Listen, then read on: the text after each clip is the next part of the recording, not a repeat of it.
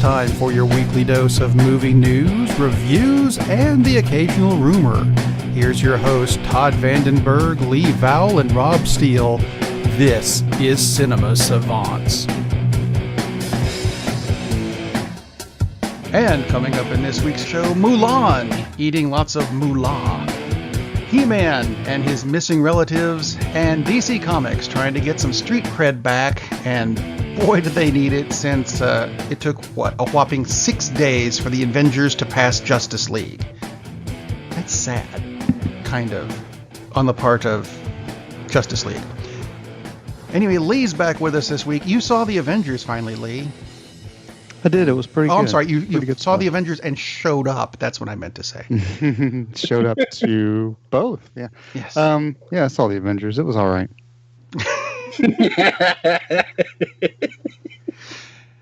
I am actually astounded at how quickly this movie is making money. I mean, we knew it was going to be a big thing. Were we expecting it to be this big? I mean, not this fast. Not this fast. Yeah, I agree. I thought it would be big, but yeah, not like. So when I saw it on was last Sunday, so it was opening weekend, right? And I saw it at I didn't see it IMAX or anything like that. I saw it at a regular theater in Knoxville, Tennessee, and got there 25 minutes before the movie was supposed to. Well, before the trailers start. So 25 minutes, walked in. We were trying to get 4 seats together because I went with my friend Donna and anyway, friend Donna and her brother and daughter Alex and we walked in with 25 minutes. And I told Donna had to wait for her brother. I said, Alex and I will walk in. We'll say 4 together. That wasn't going to happen. They were already taken. So we had to sit 2 and 2 just randomly in the theater. That's how busy it was on a Sunday afternoon in Knoxville, Tennessee at 2 p.m., something like that. So yeah. It was ridiculous. So yeah, I mean, I'd already known what 250 million is what it made the opening weekend. I'd already heard that before we even showed up, which I knew meant it was going to be busy. But I don't remember seeing. Well, because you saw it on a Sunday, and the Reverend said to the congregation, "The Lord has said unto me, thou shalt see the Avengers after the service today." Well, exactly, and he doesn't like the Avengers, and that's why they all died at the end. So it's fantastic. So, I mean, but you think about it, the one part of that you mentioned religion. How did they get away with Chris Pratt saying the thing about Jesus? I was like, wow, that was surprising. I was surprised with that. There were a lot of interesting lines where like, wow, they really pushed it. Like Doctor Strange calling Tony Stark what everybody knows he is, a douchebag. Yeah. Like, yeah. Okay, wow. Didn't see that coming. I'm glad it was there. Yeah, exactly. A lot of great things about the film. If you go to see the film, don't expect a happy ending. I'll say that if you haven't already seen it, and you already have probably if you're listening to this. But there were several things I really liked about the movie. One thing I maybe liked the most was how the characters who had never interacted before, how they did the interaction with those characters, with the dialogue, because those are some of the best parts of the movie, I thought. Absolutely. Yeah, especially like Thor, and he kept calling the Rocky Raccoon, he kept calling him a rabbit. I mean, it was just kind of funny. Gentle rabbit. I agree. I mean, the action is spectacular and it's great, but the thing that makes this a really, really good movie, I don't know if it's great yet because I still haven't really thought about it, but the thing that puts it way past the DC movies for the most part is that character interaction. You invest in the characters. Most of the DC movies is like, yeah, okay, their stuff blows up. And the only reason you're invested in them is from your history with those characters because they don't really give you much on the screen to get into those characters, to root for them. Marvel does a fantastic job of that. In DC, not so much. Which is why, like Rob said, it left Justice League in the dust after a weekend. It's crazy how much money this thing is doing and how fast it is, but it's because they're relatable characters and people are sad at these deaths. Did you hear anybody sad about Superman dying at the end of, big spoiler alert, at the end of Batman v Superman? Was there any kind of comment about that? Because you knew he was coming back, and maybe these characters will as well. But the thing is, you don't know that they are. Right. Well, okay, it could just be couple things with that. one, I saw this earlier this week, and I thought it was brilliant. It was a complaint about how they prefer Marvel over DC because the DC movies are too dark. Dude, did you see Infinity War where everyone died? No, I mean too dark. I can't see what's going on the screen because there's no lighting. And I'll agree with that. Yeah. But as far as the everyone dying thing goes, there are two issues with that. One, Infinity War was a limited series as far as the books are concerned. So you knew going into it that, it's going to be a good story, but they're not going to take, and I'm using this as an example that's not in the movie, taking Iron Man out of the Avengers and killing him in a limited series. You don't do that in the graphic novel area. So when they said they're going to do Infinity War as a movie, in my head, I'm going back to the graphic novels going, they're not going to permanently kill it. Because in the books, they literally killed everyone. There was no one left but Thanos for about 6 panels. Yeah. But, so when they said they're going to do this, I said, it's going to be a great movie or series of movies because we know there's a sequel, and if there's a sequel, well, there's not even a sequel. It's part 2 that they've already filmed. Whatever. So right, they can't keep everyone dead. And because the story's half over. Right, and they've left plenty of loopholes to bring people back. Yeah, of course. And we talked about this some last week. Is for one thing, we know that some of those characters will be back because they have their own movies. Marvel doesn't even have the rights to Spider-Man, so they can't kill him off. I mean, that's not their character. So now they're borrowing him from Sony, and they're working with Sony, but they can't do that. They're not going to be, let's be real smart and kill off $1 billion character in Black Panther. That's not going to happen. So we know, we know what's going on behind the scenes. Okay, well, some of these aren't real, aren't going to stay. I think a lot of them will stick, though, which is part of the, I don't know if it's fun, but it's part of the impact that this has, that some of these characters, they will be gone, and a lot of them that will be back, they will be gone after the next one. Mm-hmm. So I mean, there's the stakes are really high in this. Even if we know some of them will be back, it's still the way it's done on screen is really gripping. I mean, it is, and they keep. I mean, who's really left? The Avengers. The original Avengers, exactly. So, but I mean, my theory, there's so many. That's what makes the movie so successful and so good, is that you can have all these theories that are hopefully going to be summed up with part 2, because that's really what it is. Right. But you have all these theories out there on what is it? Doctor Strange. Doctor Strange may know what's going to happen. That's why he talks about that one scenario and talks about the end game at the end. And I mean, I have a hard time believing they're gone for that reason, because first of all, some of them have movies coming out before the next Avengers film. So yeah, exactly. I will say because I saw it again this weekend just to kind of refresh and catch some lines that I couldn't hear the first time because the audience was laughing so hard. Mm-hmm. And it's better on a second viewing because there's so much going on in this movie. But it's so well put together. I can't think of any movie that's had so many characters. And Marvel got blasted for saying, it's the biggest crossover in history, and people would bring up ridiculous ideas. It's like, whatever. It's a huge crossover event, and there are dozens of important characters in this movie, and everyone basically gets their moment to shine. Yes, they do. And the pacing and the editing and how they flow from one to another, it's brilliant. I mean, this movie is so well done. Could it have been better? Probably. I'm not sure how, but you pretty much can always make a movie better. But it's just so well done. This could have been such a freaking train wreck. Yes, it could have. With all these characters and the outcomes. I mean, it's just the Russo brothers just were absolutely brilliant with this. I mean, it's considering the task they had ahead of them. Let's wrap up the past 10 freaking years of a studio's output. That's a pretty high bar, and And the thing goes so fast too. What is it? 2 hours and 40 minutes, and it feels like that's exactly what I was thinking. It feels like an hour. I mean, it just flies. It's gone, and I know that's that's what I was thinking when I left the theater. I was like, is that it? Because it's like, I mean, that's not really it, because we know there's a part two, but it's like, but the movie just flew by. I mean, and it wasn't like, oh, it's just all action and it's just, it's just flies by because it's just one big long action scene. It's not.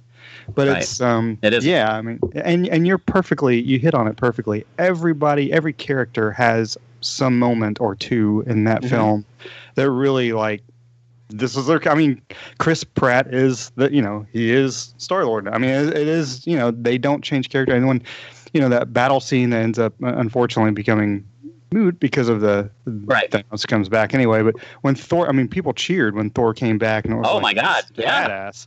I mean, he's going to kick some ass, right? No, pardon my language, but that's exactly what the whole point was. And he does. And he does. I one person, in a review or a comment, they said is like, well, why didn't he come back a little bit sooner? And it's like, well, it wouldn't make any difference if he didn't came back sooner. It's like, because that's how long it took. So some of the comments about it, negative comments, are weird. And like I said, yeah, there are probably things that could have been done better or differently or whatever. But the fact it's done as well as it is, to me, is amazing. I mean, they really pulled this one off. To me, it's not the best Marvel movie, but damn, it's a good movie. Better than what DC is doing lately. Oh my God. It's pitiful. They should just stop making movies. Just everyone in charge at Warner's and DC, just go watch Avengers Infinity War and just, all right, we're done. We're shelving it. We'll try back in 5 years, because clearly we don't know how to make comic book movies, and these guys get it. I mean, Black Panther, Infinity War is like, holy crap. I mean, and there's so many little moments when you talk about everyone gets their moment. I mean, the little scene, and it's just a throwaway scene, but I remember it because it's like so many of them. It's awesome. Rhodey talking to Bruce Banner, and Bruce asks if he should bow. And Rhodey tells him, oh, yeah, of course, he's a king. And, and makes him look like a fool, and then just the laugh he has. I mean, it's half the life of the universe ends in this freaking movie, and it's full of funny moments. But partly why that is, it's Don Cheadle and Mark Ruffalo, and those are really good actors. That is part of it. And that's part of it. That's what makes the movie work. Is that they first of all, well chosen. I mean, Cumberbatch as Doctor Strange, but I mean, just who they chose for those characters originally anyway, but then to have those actors interact with those lines, I mean, I thought it was perfect. I mean, you have lesser actors, it doesn't go over nearly as well. No. And like you said, the interaction between Quill and Thor, I mean, which is just a running gag in the movie for a while. I mean, it's full of so many great, light, funny moments like that. And that's part of the reason why the pacing is so great. Because Sorry, go ahead and catch you. No, that was it. I was going to say the one thing I didn't. Unfortunately, I felt like the guy who was wasted was Peter Dinklage, because I feel like they really didn't do a whole lot with that scene. He didn't really have a whole lot to work with on that. No, he didn't. It was a nice surprise that he was in it, and it was a nice joke as to the appearance of his character. Yeah. And I do want to mention, though, Josh Brolin. Josh Brolin is the second best. To me, the second best Marvel villain ever, and also the second best purple Marvel villain ever. I still, David Tennant is still, like, hands down the best Marvel villain. And if you haven't seen the first season of Jessica Jones, you need to watch it. But he is awesome, and the same thing that Michael B. Jordan was able to do, partly because of the script, but also partly because of Michael B. Jordan, is he made the villain so sympathetic, and Thanos wasn't that sympathetic, not nearly as much as Killmonger, but still, there's a reason for what he's doing, and he's the hero of his own story. He's saving the universe. That's true. Everybody tells him he's wrong, and he is, because he's freaking insane, but he is saving the universe in his mind. So he's not evil. I mean, and they have so many scenes where he's reacting to what he gives up. This costs him a lot. I mean, at the end of the movie, there's a line where, he's asked how much did it cost, and that sets this movie aside from a lot of other films too, and not even just DC films. Some of the Marvel films. I mean, the villain, again, he's the hero of his own story, and that gives it so much more depth. And I think it's cool that Thanos is the main character in this movie. Yeah, and even to piggyback on that a little bit, not just superhero films, but just films in general. Well, oh, yeah, absolutely. Well, one of the films that it passed this week in terms of money, and you brought this up last week, Todd, was that it, adjusted for inflation, it passed the highest grossing Bond film, which is somehow Thunderball. Yeah. We're just like, we both thought, Thunderball? What? Yeah, I went back and rewatched that this week with one of my daughters, and she looked at it and said, this movie's crap. And I thought, you know what? It kind of is, really. It had an interesting premise, but I could wrap it up in half an hour. Enough Thunderball hate. I like Thunderball. However, it's not really Sean Connery's best Bond movie. It's not as good as the second one. It's not as good as the first one. It's not as good as the third one. So, yeah. Diamonds Are Forever, even with the car that magically switches sides as it goes through the alleyway, is better. Yeah. Thunderball is just an okay film, which is weird that it was such a huge hit. Of course, Home Alone was the biggest comedy of all time, so quality doesn't necessarily translate into success. That's true.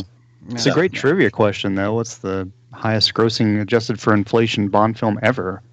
How many people are going to know that? No, it's one of the highest grossing films ever, period, let alone Bond. Yeah. I mean, it's true, insane. Yeah. And Thunderball is like, it's still just, I still think that's it's somehow... not one of the names that comes to mind immediately. No, it's not. When you think about films.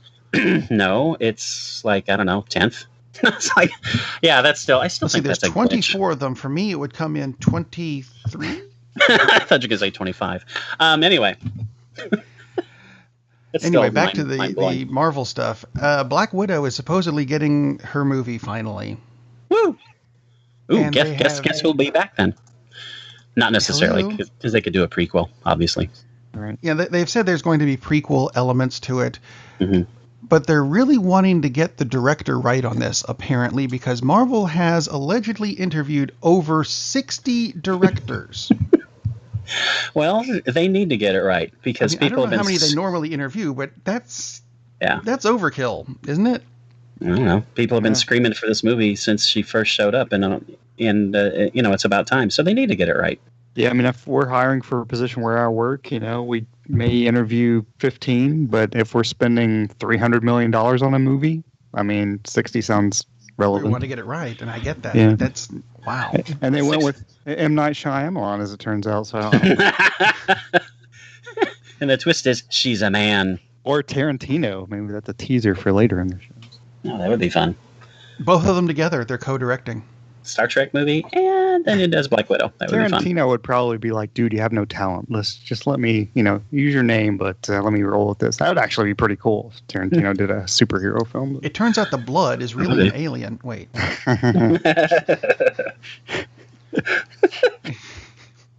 What ship is yours? It's the one that says bad motherfucker on it. So, I don't know. Wow. Okay, so speaking of that, let's flip to the other comic group, I suppose, because there was some DC news this week, and not all of it was good. Actually, let me rephrase this. I don't think any of it was really good. Of course, which is sad. The Watchmen series that is supposedly coming out. They announced the cast list of which characters are going to be in this, and there were some omissions that were very strange, such as the comedian is not in this movie.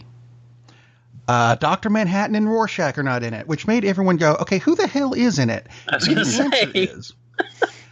The answer is allegedly a lot of people, where was it, Idaho or Iowa? It starts with an I. Oklahoma, or it starts with an O, whatever. Indiana. A bunch of cops in Oklahoma. And it's apparently they're changing it to how people in Oklahoma deal with Dr. Manhattan in New York or whatever. What the hell is going on with this? Have you guys heard anything? Because this doesn't make a damn bit of sense to me. No, but it fits. It fits with some of the decisions DC has made lately, and I hate to beat up on DC because they have done some good stuff. I mean, Wonder Woman was a really good movie. I like their characters better. Oh, well, Right. I don't know if I like their characters better, but I like them just as much. And as we've said, probably every show, their animated universe is like hands down amazing. Although not so much lately. Oh, give me a minute. Yeah. We'll get to that in a minute. Well, I think that just the character part is, but they're more definitive characters. I mean, Superman, Batman. I mean, the who you have in that, you could do great things. Well, theoretically, you could do great things if all those characters were in the hands of Marvel, people making those movies.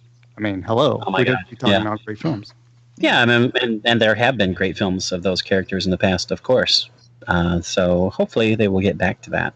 Yeah, I mean, they've been around for 70 years. So well, Batman and Superman both celebrated 75 recently. Yeah, which is kind of crazy. One that hasn't celebrated quite as long as Swamp Thing, who is getting another TV series. This one's going to be on the DC Universe, which is what they're calling their new streaming service. The big deal with this is Swamp Thing is now going to be gender swapped. It's a woman.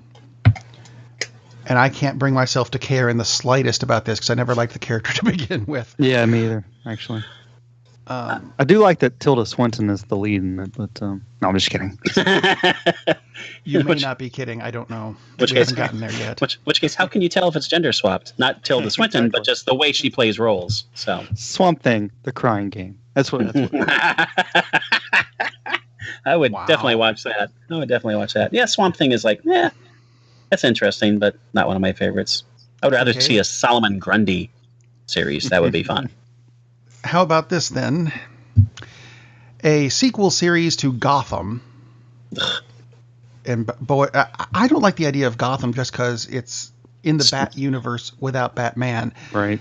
And that's what they're doing with the series called Metropolis. Guess where this is going? Yeah. Before Superman shows up, it follows the adventures of Lois Lane and Lex Luthor as they investigate the world of fringe science and expose the city's dark and bizarre secrets. No. Pass. Hard pass.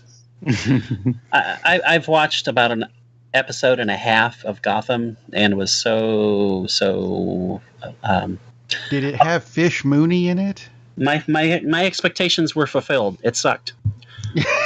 I mean, the whole concept of it's like every single villain in the Batman universe, they all went to high school together. It's like, okay, just stop already. Wait, what? No, don't. And yeah, like you said, let's not have Batman and just, for God's sakes. What an utter piece of crap. But I really like it. Sorry. No. No, you don't. No. Speaking of utter pieces of crap. Woohoo! DC has released already this year 2 of their supposedly much better animated movies. Yeah. And, oh dear. You remember when Batman and Harley Quinn came out and we looked at it and went, I think they're starting a downward trend, or at least I hope they're not, because this movie really, it blew. It really did. So in keeping in that vein... Oh dear. Suicide Squad, Hell to Pay, which I thought was going to be a sequel to their previous Suicide Squad movie, which I thought was good. The animated one, not the live one. What was it? Assault on Arkham, I thought was fun. I'm so glad you clarified that. Yeah, Assault on Arkham is pretty good. Hell to Pay confuses me for like the first 3/4 of the movie because with as much mayhem and chaos as the Suicide Squad and the people they're up against in this movie create, you'd think one of the good guys would have popped up and gone, all right, knock it off. But they didn't. And then about 3/4 of the way through, there is an absolutely wonderful surprise that makes you go, oh, that's where we are. And it makes sense. And I don't want to spoil it for those of you who are still interested in seeing it. Nobody wants to see it. Spoil it. I know. But No, don't spoil it. I'm being nice. Yeah, be nice. It is actually up until that point when you see the spoiler and you go, oh, that's where they are. That is a spectacular moment that you need to see the rest of the movie for that to make sense. Then you can turn it off. Because it goes downhill from there. It leads up to that one thing and you go, that is a cool plot twist. But it doesn't quite make up for the rest of the movie, which is crap. I'm going to ask you one question. Is the plot twist Dr. Fate? No. Well, then I don't care. You'd think, and yet no. I love Dr. Fate. So do I, actually. Needs to be a Dr. Fate movie. Hint, hint. It totally needs to be better. And by the way, Oh. can we get the Martian Manhunter just a little screen time on the big screen someday, please? For God's sake. He's in Supergirl, which is a Yeah. start. Big screen. Big screen. We're working our way up to. You did you notice that Dr. Fate made a cameo in the Constantine series? Yes, I did. I First totally episode, very yes. brief. And how about a Spectre movie? Spectre movie would be fun and it has to be kind of a standalone thing because they can't really throw in Spectre because that just blows up the whole Spectre was in Constantine as well. thing. Movies. And did have back when they were doing the good animated stuff, there was a Spectre animated short. I have seen it, and it's awesome. I liked it. It was really good. See, I don't even like the horror stuff, but I like this. Yeah, DC needs a hero who is the spirit of vengeance and just goes around boiling people alive. I mean, that'd be awesome. Now, something that could have had that in it, but didn't, was the other DC animated movie. Oh, I thought you were going to say Cleveland Browns tryouts. Anyway. I think the Cleveland Browns tryouts went better than this movie. Oh, my God. Yes. It's actually heavily anticipated and not out yet, but I got an advance copy because I'm good that way. I have connections. Anyway, Batman Ninja, which looked very strange, and people wondered how is this going to work? Because it looks like it takes place in feudal Japan. It does. And the reason they do that is because Gorilla Grodd somehow got himself a time machine and zapped good chunks of Arkham Asylum, including Batman, and for some reason, every incarnation of Robin, and Alfred, who was for some reason napping in the Batmobile, if I understood it correctly, all got zapped back to feudal Japan, but because of a temporal thing, they all showed up at different times, so Batman shows up last, and everyone else has already established themselves as, Joker is a crime lord, and Grodd has gone off and likes bathing in hot springs for some reason. I don't know why. He's itchy. That's why. I guess. Could be. It's got mites.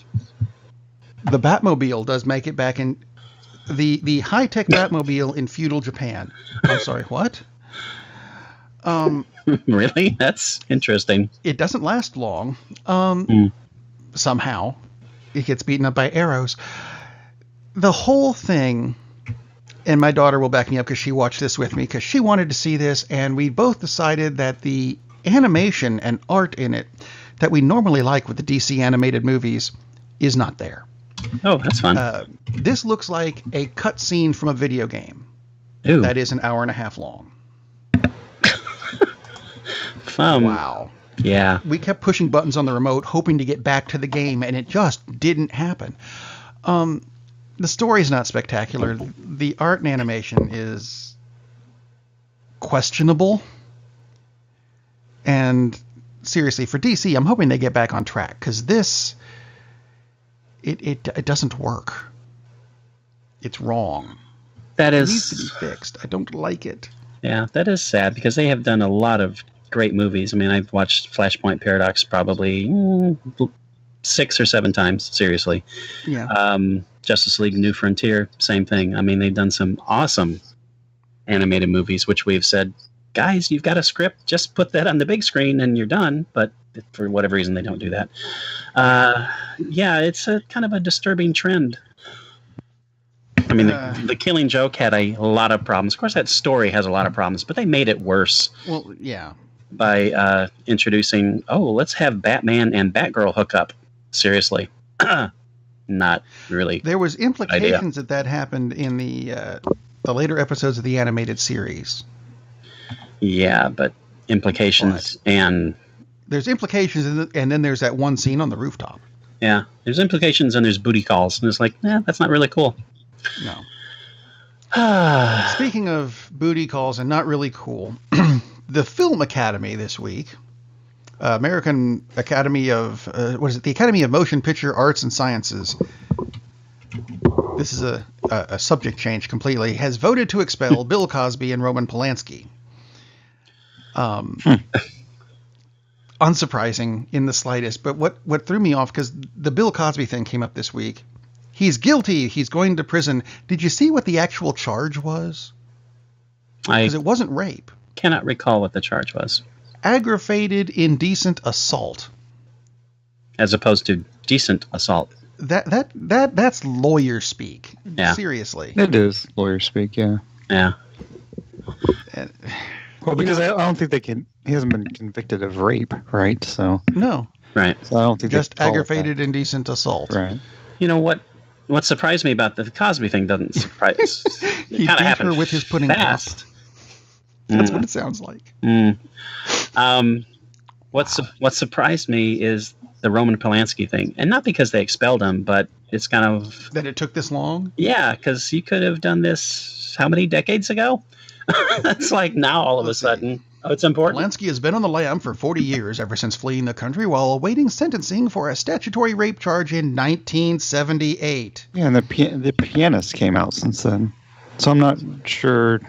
Yeah, I'm not sure what the issue is there, unless they felt like it was a double-edged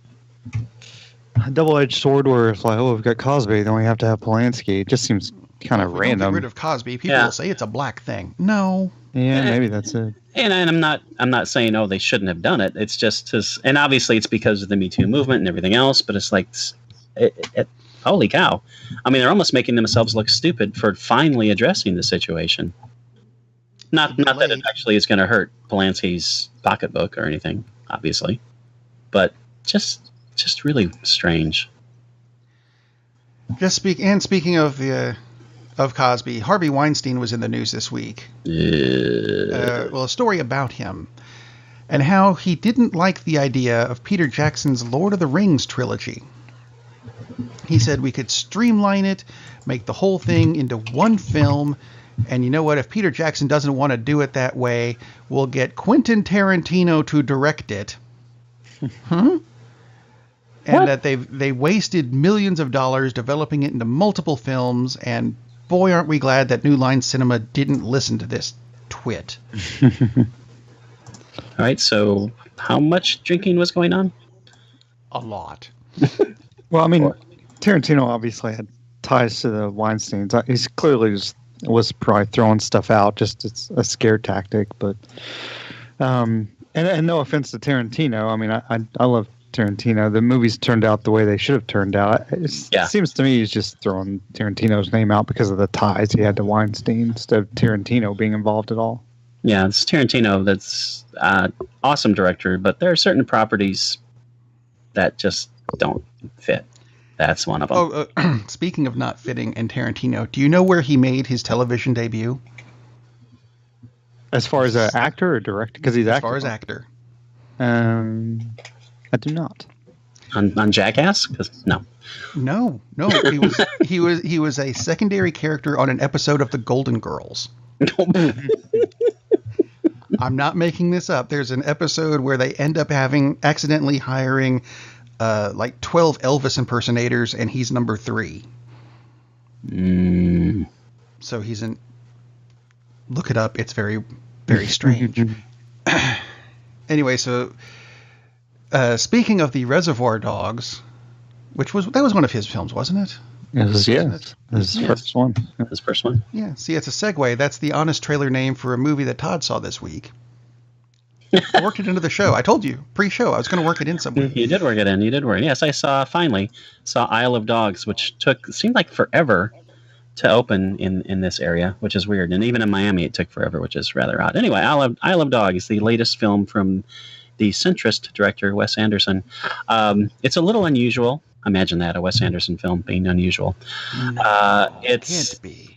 It's super quirky and strange in that the dogs all speak in English. All the other characters, with the exception of one who's a foreign exchange student, because this film takes place in Japan, speak in Japanese with no subtitles, which makes it fun. Thanks. Some things are translated for you, but often things aren't, and you just pick up on what they're talking about just from the context, which works. The plot basically, and this is a stop-motion animation film, in case you didn't realize that. So anyway, Basically, there has been a huge plague, and all the dogs in Japan have been forced off onto this island, which is Garbage Island, Trash Island, whatever. So now they all live on this trash island, and that's where they have to stay. And it turns out that there was a evil, manipulative plot that caused all this to happen, and one boy goes to rescue his dog. So it's the travel of this boy trying to find his dog, Spots, who is voiced by Liev Schreiber, which is interesting. The voice cast in this is crazy. It's basically, I think if you have a SAG card, you're in the movie. So, and the work is terrific. I mean, the voice work is awesome in this movie. And so it's this boy's journey and this gang of 5 dogs who help him out. And the dogs are constantly taking votes because they're all alpha dogs. So they always take votes. And then one dog doesn't really care to vote and splits off on his own and constantly warns other dogs and people that he just says, "I bite," which is a running joke in the film. It's weird. It's quirky. Again, imagine that. Very, very funny. But again, in a strange way. But again, I'm saying again a lot. If you've never seen a Wes Anderson film, you know that going in. It's not as funny as The Fantastic Mr. Fox. It's more on the quirky side, but it's still a funny film. It's a good movie for maybe somewhat older kids. It's rated PG-13 and which fits. That's a great age group to start at. Pretty violent for an animated movie. Lots of dogfights and a few, I should say, dismemberments, which is cool. But I really enjoyed it. It's a strange, very strange movie in the fact that probably half the dialogue you don't, unless you speak Japanese, you have no idea what the hell they're saying, which makes it kind of cool. It'd be interesting to see someone who does speak Japanese go see this and see if they're actually saying something. I'd be interested to see. Well, I mean, again, from the context, you can get what they're talking about. But there's an interesting comment on just how awful corporations can be. Not all corporations, but a lot of them care so much about profit that they do bad things. And this corporation certainly does. And the tie-in of the corruption of the tie-in between government and corporations, which has been a big problem in Japan. And so it's interesting now. Okay, not just Japan, come to think of it. Anyway, fun movie, weird movie, but very fun movie. And the acting, everyone has just does a great job on this. Very, very cool, strange flick, but I really enjoyed it. Yeah, and if I could jump in real fast, being the Wes Anderson devotee here, yes. I think. But I still haven't seen it because it just arrived to Knoxville last weekend when I was actually watching the Avengers. But he's always used a lot of Asian influences and has a lot of Asian people working on his film. So if someone from Japan were to watch the film, I would assume he would make it in a way where it would actually make sense to them because he seems to do that anyway. But yeah, or does it, if you go to Japan, is it all in English? I actually saw an article about that. Oh, crap. I'll have to get back to it. Yeah, it's not in English, but I can't remember. There's a point. But Swedish. Yeah, it's all in Norwegian. Stellan Skarsgård does all the voice. But it's because he's Norwegian. But yeah, I was going to ask Todd if you thought it was more Moonrise Kingdom than Rushmore, just as far as the humor and the value got out of it. Much more Moonrise Kingdom than Rushmore. It's, and one thing too is the dogs. The dogs do not understand the people talking to them because they don't understand Japanese, which which makes it really fun because dogs don't actually understand what we're saying, but that's a strange way to represent it because the dogs all speak English and just talk among themselves, and it's not translated as people don't hear them barking. It's just if that's not addressed at all. So it's really, again, another strange little quirk of his films. I do want to mention there's a big thing going on now is the horror of cultural appropriation. And there's some talk about, oh, I Love Dogs. He's done a terrible thing because, he's using Japanese culture to make the film. And it's like, what the hell are you talking about? Oh, my God. Just stop with this crap. I mean, yes, there are plenty of things we do as a culture in the United States which we shouldn't do. Borrowing from one culture to make a film is not one of the bad things that we do. A young girl wearing a Chinese dress to prom is not a horror story. Okay, I did not see the problem with that. What the hell is wrong with people? I mean, just calm the hell down. There are plenty of important things to be upset about, which is not the purview of this show. But using Japanese culture to make a movie about dogs, an animated movie about dogs, that's not one of them. No. No, actually, oddly enough.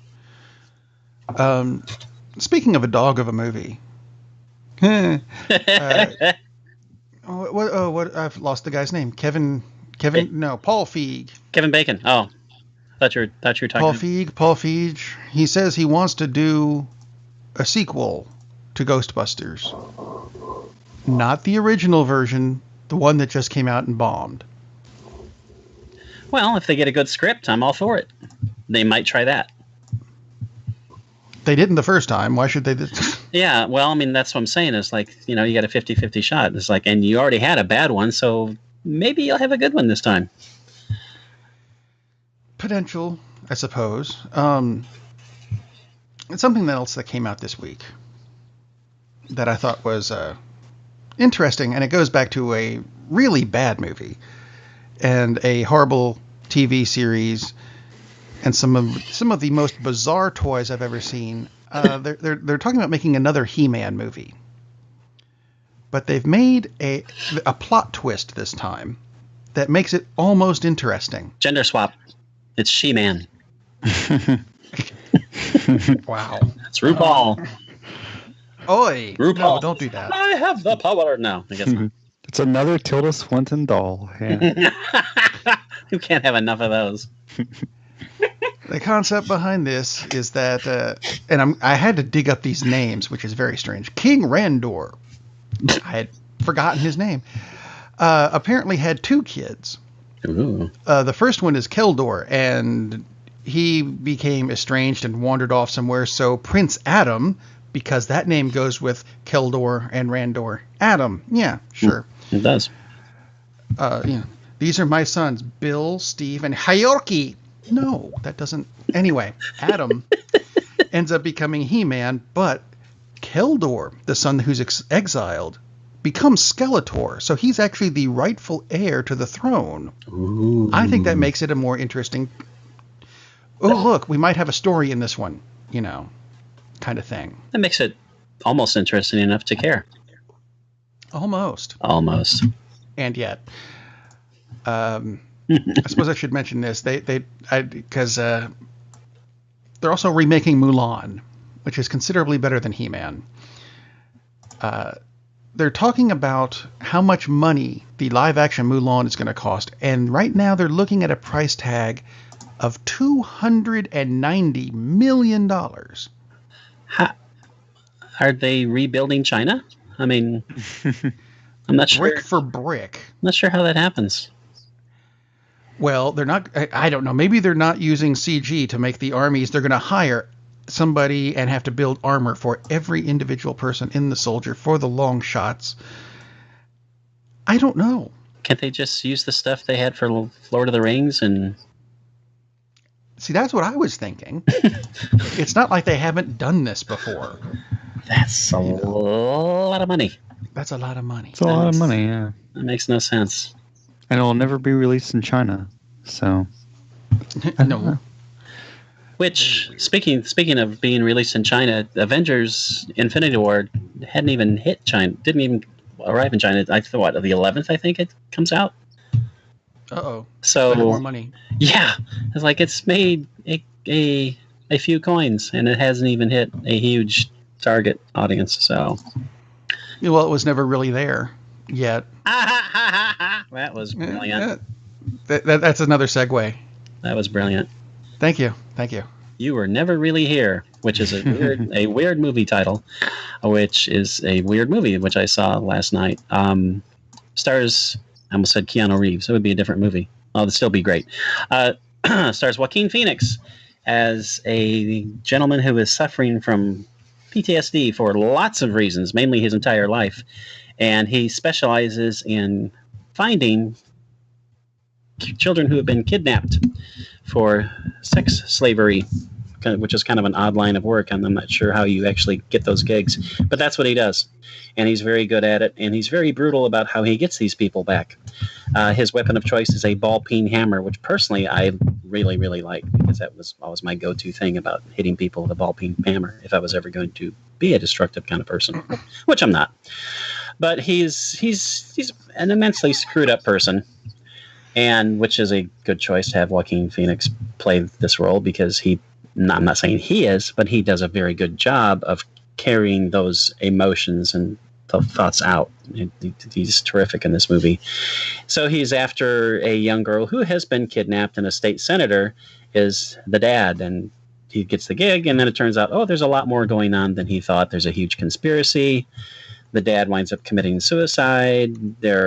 He gets the girl, and she's kidnapped back from him, and it goes on from there and gets even more violent and crazy and kind of strange.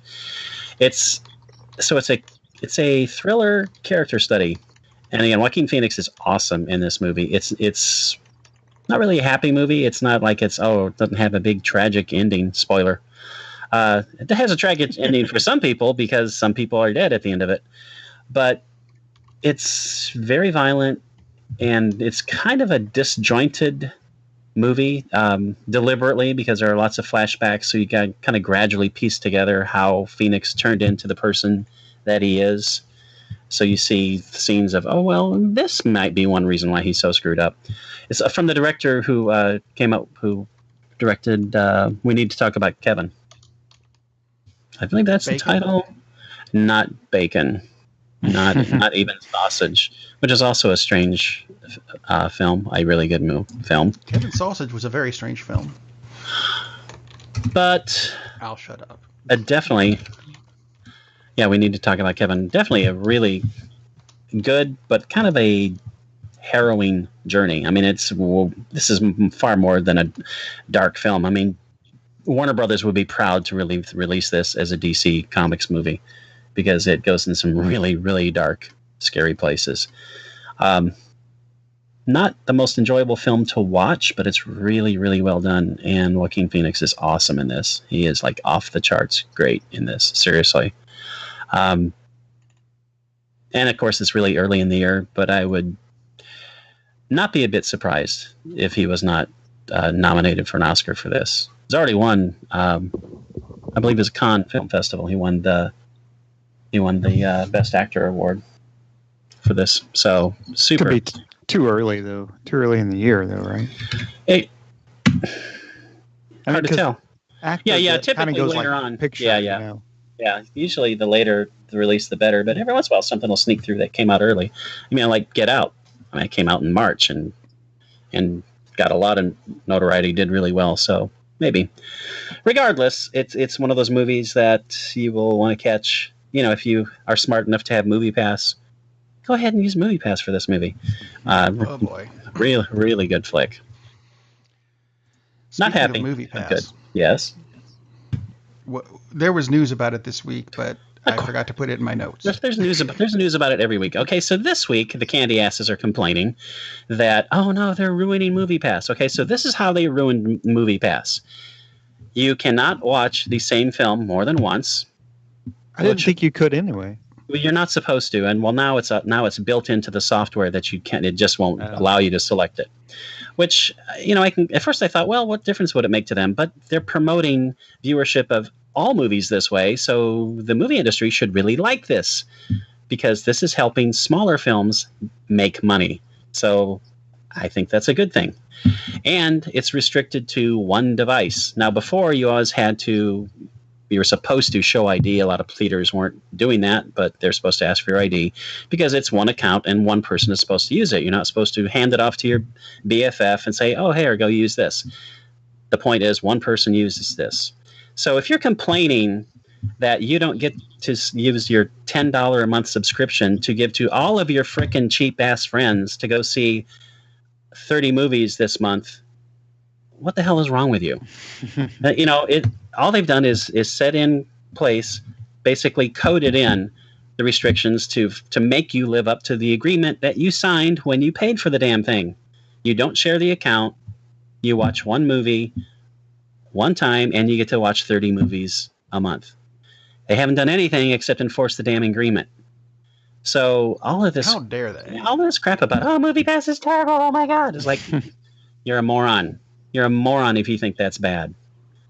It's just, and a cheapskate. So the hell with you. It's ridiculous. This constant negative crap on MoviePass when it's like, oh yeah, it really bums me out that I spent $10 and watched 30 frickin' movies, which I've never come close to and never will because who has the time? But oh my, you're mad because you can't palm it off. You can't have your friend up in Ohio download the app and use your account. It's like, no, make their cheap asses spend the $10. How exactly do you think this company's ever going to make money and sustain it and keep it going so you can go see your movies? For God's sakes. Sometimes never mind. I don't get people sometimes. Often I don't get people, and there are bigger reasons that I don't get people, and this is just a small example of it. But I would like to see a positive article about MoviePass, like, oh my God, this is cool. I saw 6 movies this month, and it cost me $10. Isn't that awesome? Oh, instead of, oh, this sucks because I can't buy my soda, my popcorn with it. Or I can't pay my rent with my MoviePass. No, you can't, dumbass. It's for watching a movie. That's what it's for. It's not a credit card for whatever the hell you want. It's for watching a movie, period. Right. It's for you to watch a movie a day. Hey, just to kind of talk about something we were talking about, Mulan. Have you guys looked at the cast for this Mulan live action thing? The cast is amazing. Tilda Swinton. Jet Li, Donnie Yen, Li Gong. I mean, the cast is crazy. It's like, it is. I'm going to see that. I don't care if it costs $200. It's not costing me $290 million to make. I think I'll go see this. I don't really care about the story. Well, that's true. It's not costing you $290 million. That would be. You would need MoviePass if that was the case. That's right. Yeah, that only is see it once, though. That is a crazy cast, though. It is. Maybe that's where the $300 million is going. Well, that's why I looked up the cast. I was like, "Is there somebody in there who's taking up a bunch of the money from being cast?" But I can't imagine. No, I mean Jet Li's, but I can't imagine any of those people being like, "I'm worth $100 million, and you can make the movie for whatever." Tom Hanks is in it. No, with Tom Cruise. That would be Dwayne Johnson. It's more like Tom Cruise as Nick the horse. Cage. I could see Cruise and Hanks being kind of worth the money because their movies make money. But Nicolas Cage, I'm not sure at this point, but he still eats up a lot of the payroll. Nicolas Cage. Nick Cage. If people still bought DVDs, every other movie he makes would be a direct DVD release. I mean, that dude is just cranking out the crap these days, which is strange because he's a great actor. Kirk Cameron's films all make money, but I mean, I can see him doing that. But Kirk Cameron's movies cost like $12 to make. I think he actually uses his MoviePass credit card to fund them. Kirk Cameron stars in Mulan: The Resurrection. Okay, so speaking of casting and resurrections and stuff, see, eventually we'll get to a segue. Casting news this week. They're talking about rebooting Spawn, the Todd McFarlane book. And the name most recently attached to the character is Jamie Foxx. And I loved the way this article announced that Spawn reboot is reportedly eyeing the Amazing Spider-Man 2 actor Jamie Foxx. And I thought, wait, that's what really? they're attaching him to. Really? It's like, let's pick the worst possible example of Jamie Foxx's career. Are you sure you want to use that one? Because it's a comic book movie. Because it's a comic book movie, exactly. How stupid! Wow, like, that's awful. It's like what site was that on? He needs to sue them. Don't remind people. It's actually comicbookmovie.com. That is where I first found it and went. Really? Yeah, that's sad though. Are you sure? Yeah, remind people of just a bad. So, any comments on Jamie Foxx's Spawn? That seems kind of... I suppose it would work after Django, or however you pronounce it. Django. It's just Django, yeah. There's a D in it. I'm pronouncing it. Well, it's like the country Djibouti, which is in Africa, and Django just has a D, but it's just Django. Isn't that the game you play with the blocks that stack. Anyway. Yeah, the Jenga. And Leah's always talking about booty. I'm not sure what's going on there. Something about a twin bed. I'm a pirate. Arr.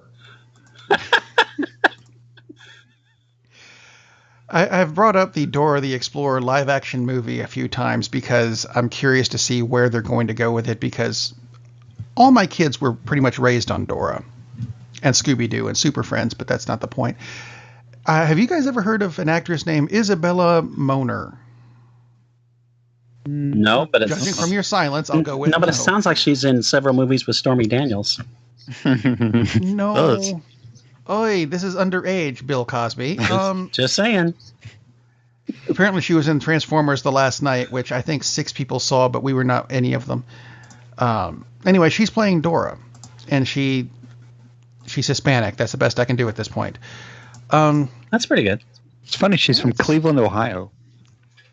Like, really? I'm not joking. Like, that's really where she's from. I would assume she would be like, a Hispanic actor, but she's from Cleveland. It's interesting. I'm looking up her on IMDb, and I don't. Transformers is the only thing I would that remotely. Looks familiar. Yeah. So anyway, how about movies with trailers? Did you guys see the Ant-Man and Wasp trailer? I have. We haven't talked about Marvel enough this week. I have. I saw it. Unless there's a new one that's come out. I saw the one that came out. I think it came out. There was one that came out, Tuesday? I haven't seen the most recent one. It looks like the first one, only with different scenes. Okay. I actually like the first one. The first one, I mean, it's got Evangeline Lilly in it, so I'll probably see it. But I mean, actually, I thought it looked pretty fun, which is exactly what it should be. It's got funny stuff. See? There we go. Go see Ant-Man and Wasp. Other trailer came out this week that had an interesting plot twist that I wasn't entirely expecting. Me either. I know what you're gonna go with. Where you're gonna go with this? Yeah. Taron Egerton. Well, that wasn't the plot twist I was thinking, but no, starring as Robin Hood in the movie of the same name. Where the interesting twist is, it looks like maybe DC has some influence on this because it looks a lot like Arrow, only set back then, where Robin Hood is a secret identity of Robin of Locksley, apparently. Well, I thought the twist was that Spawn is in the movie too. Ah, that's what I thought too. Yeah, he's in the background. Well, he's Little John, isn't he? He's actually a slave, and actually Samuel L. Jackson is actually his. No, I'm just kidding. That's all. Yeah, he's Little John, but I Samuel L. Jackson is the house monk. Yeah, I'm not sure how to feel about that because it doesn't make sense, honestly, to have an African American in that time. It just doesn't. And it's I know that we have to be. You mean like Robin Hood, Prince of Thieves? Well, yeah. I mean, it just doesn't that actually made sense because they had the storyline of bringing him back with him from the Crusades. Maybe that's the case, but in the trailer, Jamie Foxx just sounds like an American actor, right? Yeah. So it's not like he's playing with some kind of accent where he would have been brought back from somewhere other than Cleveland, Ohio, for instance. And it just doesn't make a lot. No, then he would sound Hispanic. That's true. That's very true. Yeah. But no, I think that's I might still be willing to go see it, but and I don't have obviously anything against African American actors being in films. It just this film doesn't seem to make a whole lot of sense unless it's somebody being brought back from. But then you wouldn't have an American accent. I feel like I'm having to suspend maybe he's disbelief. turning into Kevin Costner, where he doesn't have any accent other than his own. Yeah, well, but he's not the lead either. Clearly, that's true. Clearly, he's coming back from America. That's right. He's coming back from America during the Crusades. I went to this place called Starling City in the future, America. And there was this guy named Oliver Queen. He was a king in Africa, and he came to America, and now he's being reversed, and he's just playing Eddie Murphy, and Arsenio Hall somewhere in this film. And it's just like Arsenio definitely has to be in the movie. Yeah, have you seen our local band at the tavern? It's called Sexual Chocolate. You might enjoy this. So. Mark Henry's in the movie? What? Oh, jeez. It is odd casting. I will just say that. And Jamie Foxx is awesome, but it is unusual casting. As was Morgan Freeman in Prince of Thieves. Although the casting of Kevin Costner's accent was by far the worst part of that movie. I'm not going to argue that in the slightest. Well, we are kind of running out of time for this week's episode, so I'm going to put Lee on the spot with something he should have done last week if he was here, but we cut it out of the show because he wasn't. That's fine. Lee, do you happen to have a greatest TV program of all time for this week? Yeah, actually, instead of going, so you guys have seen Seinfeld. You like Seinfeld, right? It's a communal show. We got 4 main people on it. Really, it's Jerry Seinfeld, but it's really it's a entourage that's involved in the TV show and the different storylines. And each show has different storylines that 2 or 3 things, plot lines are going on in each show, and that makes it interesting because the characters are interesting. But that same kind of premise also belongs to another show where in Seinfeld they all kind of get along. And they all mutually like each other. But you take that same kind of feeling and you transpose that over to It's Always Sunny in Philadelphia. Oh, I thought you were going with Andy Griffith. That's right. But Wow. Have you guys seen It's Always Sunny in Philadelphia? Yes. Okay. Not tons of it, but I've seen quite a few episodes, yeah. They're all really deplorable people. But it's all, and that's what makes it so funny, is that it really has that Seinfeld feel, except they really would kill each other to get ahead. So the show's been on for several years. Danny DeVito started in the second season. The first season's kind of short, and second season kind of really took off. Danny DeVito's great in the show. Everybody that's in the show is like awesome.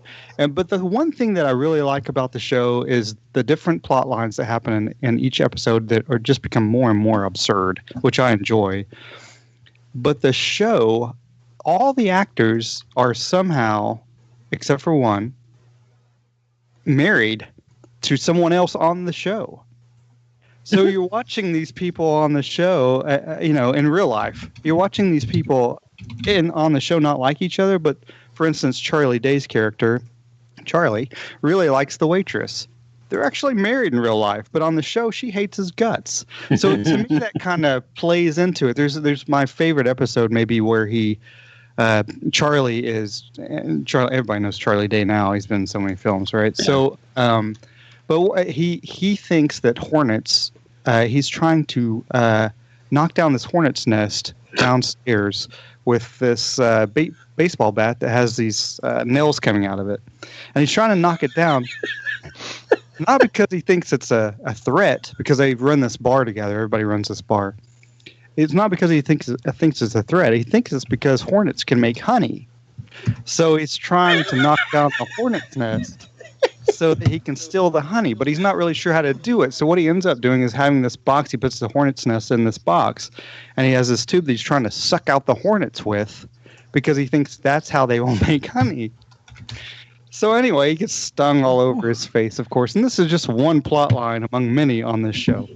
But the other 2 characters are trying to set him up on the date because they feel that he needs to get over the waitress, because that's the ongoing thing with the show. So he ends up going on this date with this very attractive Asian lady, but he's sweating through his shirt. He's got hornet stings all over his face. He's so nervous that he can't actually say. They're trying to say, make something up that you do. You're not just a janitor at this bar. So he tries to say he's a philanthropist, but what he actually tells the lady is he's a full-on rapist. But he's trying to say philanthropist. I remember that episode. That's why I'm laughing so hard. Anyway. Yeah. So anyway, there's this one guy, another plot line that's happening on the show. There's this another guy who's dating the waitress, but he's horrible to her, just horrible. And Charlie knows this. So Charlie finally figures out, after going on this awful date himself, that the hornets don't actually make honey. That they're just there to sting people. So he thinks, this guy's really I'm going to knock on this guy's door and give him this as a gift. And the guy's like, oh, man, thanks for the gift. But he doesn't realize it's just hornets. They're going to sting him everywhere. But anyway, it's just, if you haven't seen the show, if you like Seinfeld, I think you'll also like It's Always Sunny in Philadelphia if you don't mind people being deplorable on the show. Because the actors are worth buying into, and they do a good job with the show. So It's Always Sunny in Philadelphia. That would be my, of this week, would be the greatest show on television. Wow. Wasn't expecting that, but okay. And I don't know. Do we have anything else for this week? No, other than And there is coming silence. coming up films. You got Solo coming up, and you got Deadpool coming up. So. And Solo is selling tickets like mad crazy, which is interesting. Yeah, I saw an article a little while ago that said it is the second highest pre-selling movie of the year, leading everyone to go, yeah, duh. So I'm sure we'll have more on that as we get closer to the release date and more on Deadpool, which also has Josh Brolin without the Infinity Gauntlet. That's right. That's where the other Infinity Stone was. It was in Cable's eye. That's why it's somewhere in Deadpool. That would be awesome. Trying to get it out of Deadpool. We have seen that Ryan Reynolds put out the Deadpool Avengers rejection letter video, right? And he was grateful for that they wouldn't let him in the Avengers because things got kind of squirrely. So, which makes me remember that I rewatched Dr. Horrible this week, and he keeps getting turned down by the Evil League of Evil, and then he finally actually kills somebody at the end and is incorporated into the Evil League of Evil. So maybe the same thing will happen with Deadpool. He'll be an Avenger because of his hero, Neil Patrick Harris, coming to Evil League of Evil, and Dead Horse and Thomas Jefferson.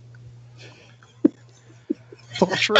That sounds like a good note to end the show on, because I don't know what the hell we're talking about anymore. It is all true. So we'll see you next week, everyone. Be safe and go watch a movie. Captain, we're losing power in the warp engines. I think we should be leaving now. I'm going to go home and sleep with my wife. And on that unusually harmonious bombshell, it is time to end. I am very disappointed! Man, we have a weird job. It's shameful, but it's a living. And like that, he's gone. Darn, that's the end.